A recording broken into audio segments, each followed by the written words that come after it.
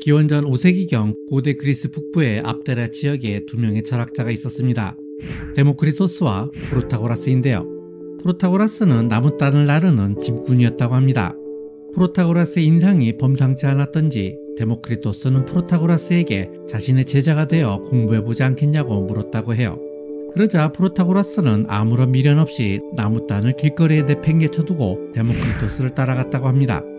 프로타고라스는 한동안 데모크리토스의 제자가 되어 논변술을 배웠습니다. 그런데 얼마 안 되어 프로타고라스는 데모크리토스의 공부의 방향이 자신과 다르다는 것을 깨닫죠. 그래서 프로타고라스는 데모크리토스를 떠나 자신만의 길을 떠났습니다. 그렇다면 프로타고라스와 데모크리토스의 결정적인 차이는 무엇이었을까요? 그리고 그 차이는 서양 철학사에서 어떤 의미가 있는 것일까요? 이것이 바로 오늘의 이야기입니다.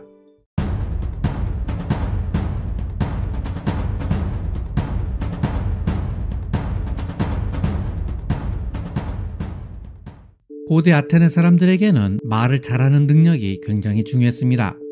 말을 잘해야 정치적으로 출세할 수 있는 것은 물론이고 당시에는 소송과 재판이 많았기 때문입니다.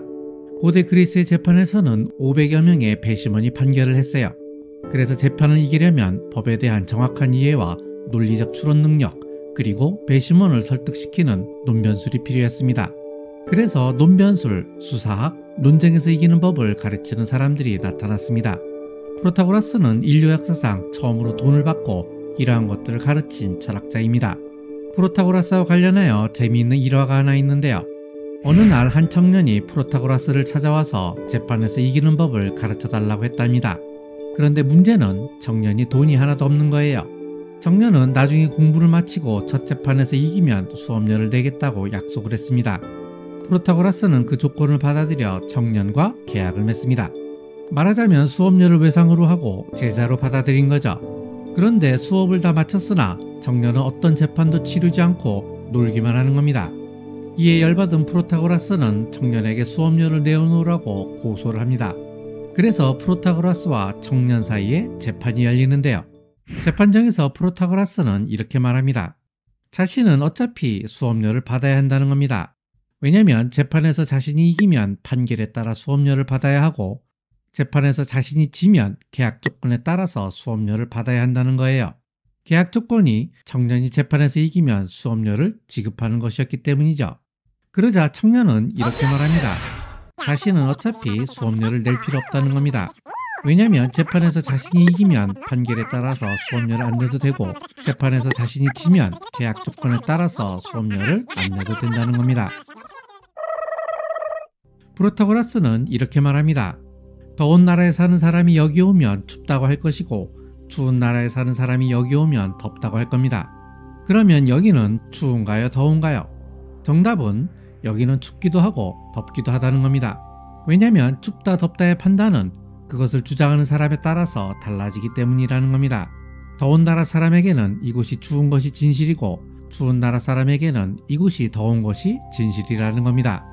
그리고 대부분의 나라에서는 소고기를 먹지만 인도 사람들은 소고기를 먹지 않는다고 합니다. 그러면 소고기를 먹는 것은 좋은 건가요? 나쁜 건가요? 정답은 좋기도 하고 나쁘기도 하다는 겁니다. 왜냐하면 좋음, 나쁨과 같은 가치 판단은 그것을 주장하는 사람에 따라 달라지기 때문이에요. 춥다, 덥다와 같은 감각적 판단은 물론이고 좋음, 나쁨과 같은 가치 판단도 또한 상대적이라는 겁니다. 그래서 프로타고라스는 이렇게 말합니다. 인간은 만물의 척도이다. 모든 인간은 자기를 중심으로 세상을 보고 판단하기 때문에 절대적 진리는 없고 모든 진리는 상대적이라는 겁니다. 그런데 프로타고라스는 왜 진리가 상대적이라는 입장을 가졌을까요? 글쎄요. 프로타고라스의 마음은 알 수 없지만 추측컨대 그가 돈을 받고 재판에서 이기는 법을 가르쳤기 때문이 아닐까요? 그래서 그에게 중요한 것은 진실이 아니라 재판에서 이기는 것이었을 수도 있습니다. 그러다 보니 진리는 상대적이라고 생각한 걸 수도 있겠죠.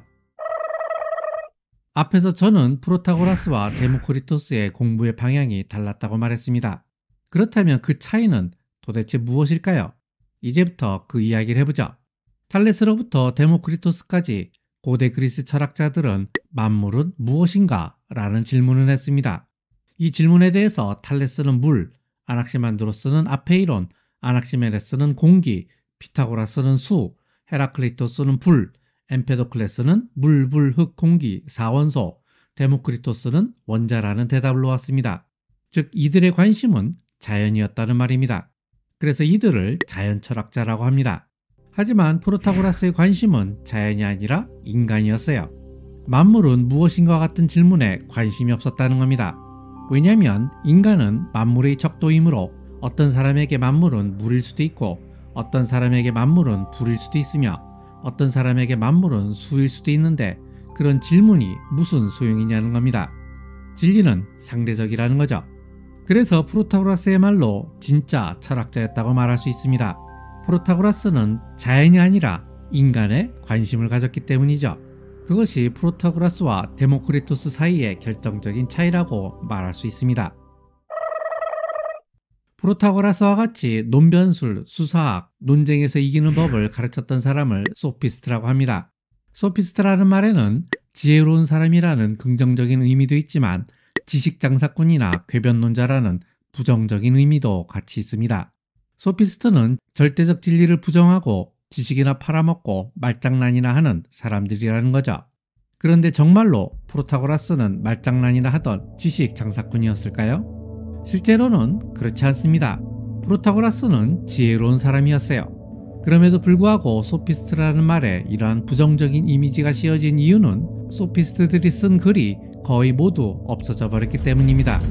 우리는 소피스트의 사상을 소크라테스의 제자인 플라톤이 남긴 기록으로만 알 수 있기 때문이에요. 플라톤은 자신의 스승인 소크라테스는 위대한 사상가로 만들었지만 프로타고라스와 같은 소피스트들은 절대적 진리를 부정한 지식장사꾼으로 폄하했던 겁니다. 그러니 제자를 잘 키워야겠죠. 정리합시다.